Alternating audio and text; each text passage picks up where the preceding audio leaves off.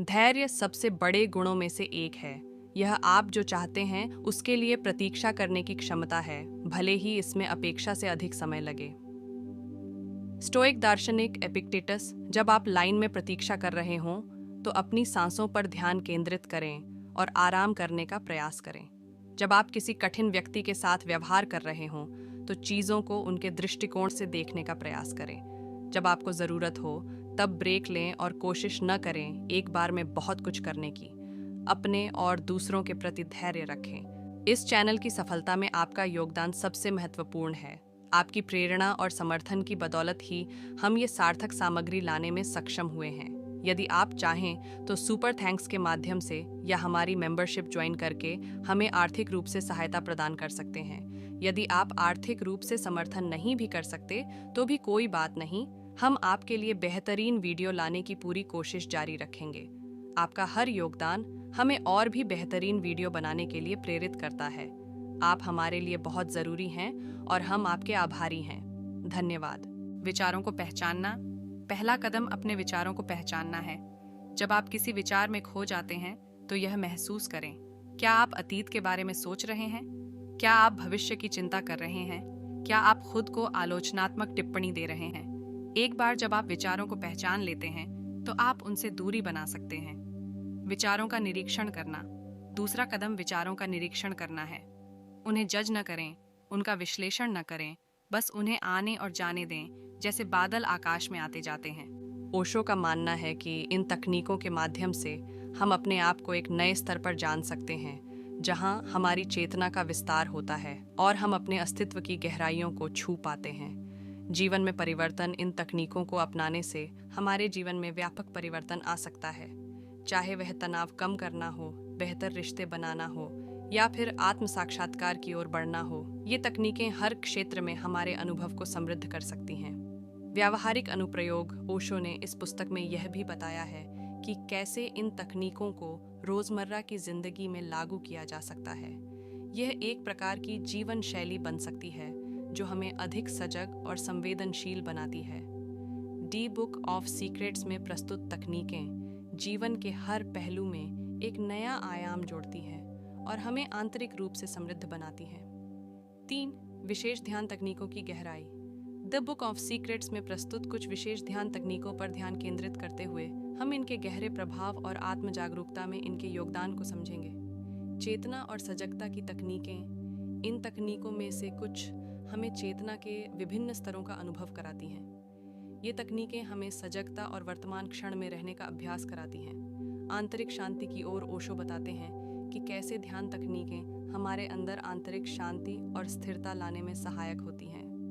ये तकनीकें हमें अपने मन के शोर से दूर ले जाकर शांति की ओर ले जाती हैं। स्वयं की गहराई का पता लगाना। कुछ तकनीकें हमें अपने आप को गहराई से समझने का मौका देती हैं। ये हमें हमारी आंतरिक ऊर्जा, विचारों और भावनाओं की गहराई तक पहुंचने में मदद करती है। प्रकृति और ब्रह्मांड से जुड़ाव। ध्यान की कुछ तकनीकें हमें प्रकृति और ब्रह्मांड से जुड़ने का अनुभव कराती हैं। ये हमें यह समझने में मदद करती हैं कि हम कैसे सभी चीज़ों से जुड़े हुए हैं और इस ब्रह्मांड का एक हिस्सा हैं। हमें यह याद रखना चाहिए कि हर कोई कभी न कभी असफल होता है और यह हमारी पहचान का हिस्सा नहीं है। यह हमें अपनी कमजोरियों को पहचानने में मदद करता है। जब हम असफल होते हैं तो हम यह समझ पाते हैं कि हम किन क्षेत्रों में सुधार करने की आवश्यकता है। यह हमें बेहतर बनने के लिए प्रेरित करता है। असफलता हमें यह दिखाती है कि हमें और अधिक मेहनत करने की आवश्यकता है। यह हमें अधिक लचीला बनाता है। असफलता हमें यह सिखाती है कि हम कठिनाइयों से कैसे निपटें। असफलता से सीखना एक महत्वपूर्ण कौशल है जिसे हर किसी को विकसित करना चाहिए। यह हमें एक बेहतर व्यक्ति और एक बेहतर पेशेवर बनने में मदद कर सकता है। 6. आत्म अनुभव और खोज। आत्म अनुभव और खोज एक जटिल और कभी-कभी चुनौतीपूर्ण प्रक्रिया है। यह हमारे स्वयं के विचारों, भावनाओं, मूल्यों और विश्वासों को समझने की प्रक्रिया है। यह हमारे लक्ष्यों, सपनों और उद्देश्यों को निर्धारित करने की प्रक्रिया भी है। स्वयं को जानना। यह हमारे विचारों, भावनाओं, मूल्यों और विश्वासों को समझने की प्रक्रिया है। इसमें हमारे अतीत, वर्तमान और भविष्य के बारे में सोचना भी शामिल है। आत्म अनुभव और खोज एक जीवन भर की प्रक्रिया हो सकती है। यह एक यात्रा है जो कभी समाप्त नहीं होती है। सकारात्मक और सहायक बने। दूसरों की मदद करने के लिए तैयार रहें। सच्चा और ईमानदार बने। दूसरों के साथ अपने रिश्ते में हमेशा सच्चा और ईमानदार रहें। समझदार बने। दूसरों के दृष्टिकोण को समझने की कोशिश करें। सहानुभूति रखें। दूसरों की भावनाओं को समझें और उनका सम्मान करें।